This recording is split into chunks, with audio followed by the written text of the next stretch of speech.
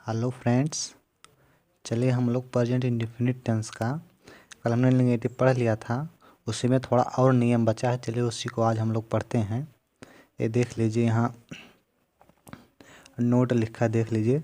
जब हिंदी वाक्य में क्रिया के पहले कभी नहीं शब्द रहता है, यहाँ हिंदी वाक्य देख लीजिए, यहाँ ये कभी नहीं। तो जब हिंदी वाक्य में कभी नहीं शब्द रहता है या अंग्रेजी वाक्य में ऑलवेज का प्रयोग रहता है, जैसे यहाँ देख लीजिए ऑलवेज का प्रयोग है, तो ऐसे अंग्रेजी वाक्य में ऑलवेज का प्रयोग रहता है। तो उस हिंदी वाक्य का अनुवाद करते समय, ऐसे हिंदी वाक्य का अनुवाद करते समय या उस अंग्रेजी वाक्य को निगेटिव सेंटेंस में बदलते समय नेवर का प्रयोग किया जाता है। इस अंग्रेजी वाक्य को निगेटिव सेंटेंस में बदलने के लिए नेवर का प्रयोग किया जाता है।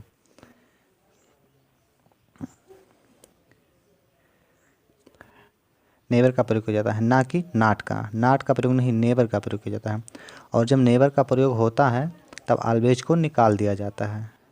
जब नेवर का प्रयोग वाक्य में आप कर देंगे, यहाँ देखिए नेवर का प्रयोग हो गया है, तो ऑलवेज इस वाक्य में नहीं लिखा गया। जैसे देखिए इसमें ऑलवेज का प्रयोग है, तो इसमें जब ऑलवेज को निकाला गया तो यहाँ नेवर का प्रयोग कर दिया गया। फिर चलिए आगे देखते हैं।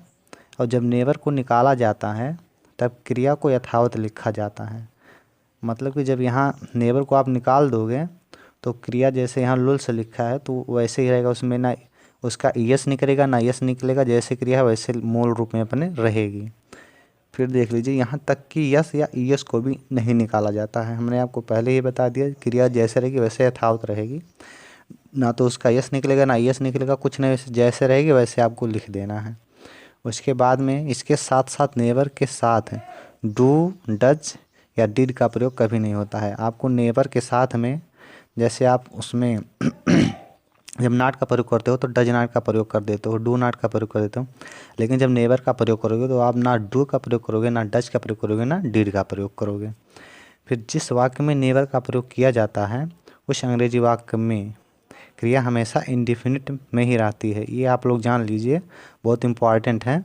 जिस वाक्य में नेवर का प्रयोग हो जाता है वो वाक्य हमेशा इंडेफिनिट ही रहेगी, चाहे प्रेजेंट इंडेफिनिट रहेगी, चाहे पास्ट इंडेफिनिट रहेगी, चाहे फ्यूचर इंडेफिनिट टेंस रहेगी, हमेशा लेकिन इंडेफिनिट में ही रहेगी। अब चलिए हम लोग इसका अनुवाद देखते हैं। जैसे मेरी माता जी लोरी कभी नहीं गाती हैं, यहाँ देखिए जाती हो गया है, ये गाती हैं। तो इसका देख लीजिए, पहले आप लोग कर्ता लिखेंगे तो यहाँ कर्ता हो गया आपका माय मदर, मेरी माता जी।